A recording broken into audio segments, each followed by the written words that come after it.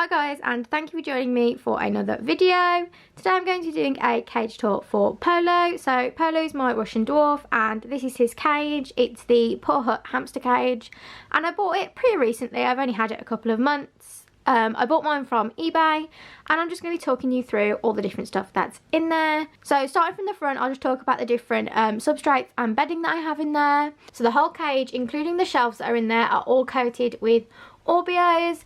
So Orbeos is just this bedding here. So it looks a bit like wood, but it's actually hemp bedding. Personally, it's what I prefer to use and I've been using it for a really long time and I've never had any issues with it. And then over here I have some paper bedding. So this is a mix of tea bag bedding, and then some of the pieces in here that you might be able to pick out are actually Katie Clean and Cozy. Personally, I think tea bag bedding is completely fine on its own, but I just have some Clean and Cozy mixed in with it because I had some left and I wanted to use it up. So that's really the only reason it is in there. Moving on to the inside of the cage, I'll start on this side. So there are a couple of shelves in this cage, which mean I can't really put anything under here. But it makes a nice little sheltered area. There are just a couple of chews scattered around the back because it's a good place to put them, seeing as I can't fit anything else in there. Then in the front corner we have a cardboard tray filled with sand. There's a little tube hiding just around the back there. This is a piece of grapevine wood. And then we have a little bendy bridge. Polo can use this to get in and out of the sand, but it also makes a little area for him to hide under as well. Moving across, we have his wheel. So this is the Trixie Wheel. In front of that, we have just a selection of chews, and then there is a bit of millet spray there as well.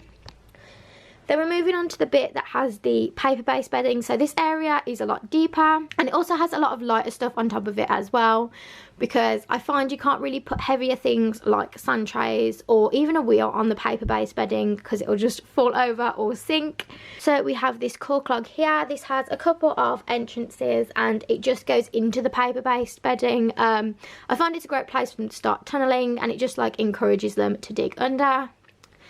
Again, a couple of chews scattered around, and then we have this little grass hide here. I say little, this is actually a really big grass hide. This is perfectly suitable for Syrians, but it doesn't mean that dwarfs can't use it as well.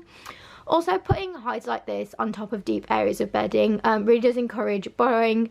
Not that Polo needs help, but if you find your hamster isn't digging, using hides without a base on deeper areas of bedding, it can encourage them to dig down. Then we have a bendy bridge here. So this attaches to the shelf at the top, but it also creates a nice little sheltered area underneath. There is a little cardboard tunnel around here, and the little specks you can see are just what's left of some forage mix that I've scattered over the bedding. You can see there's still a couple of little things scattered under there. Then we have a grass nest. Again, this is a Syrian sized one. Perfectly suitable for dwarfs though, and this one just creates a nice little entrance. It has an exit out the back as well. So this grass nest is actually sat on top of the first shelf, but underneath there is just a bunch of paper bedding again. And as we move across, we move back to Orbeos, but there is a little willow tunnel at the back, some chews, a cardboard tunnel. Then we have a little box full of herbs and bits for Polo to forage in. And then we're back at the grapevine wood there. So it's just resting against the back of the cage. And I have seen Polo actually sit under it. You can probably see a little bit of a dent in the Orbeos. That is where he's been sitting. And he climbs behind it as well. So moving on to the top shelf, we have a little edible hide. There is just this dried forage mix, whimsy chew. We have a water bowl, which I do have sitting on top of this block here. That is just in case any of the water spills out. I don't want it damaging the shelves, since all of this cage is wood, which does worry me a bit with damage. So I just have it sitting on there, just in case anything gets knocked out, it doesn't actually stain the wood. Then we have his little food bowl here, and in there is some Harry's hamster. Moving along, there is this grass tunnel. We have a carrot chew, and then we have another grass nest. This one is smaller than the one in front. There are quite a few grassy hides in here, but I found with going to such a bigger cage, it kind of uses up all my items that I have to fill it. So yes, there are a lot of similar things in here, but they're all stuff he enjoys and explores.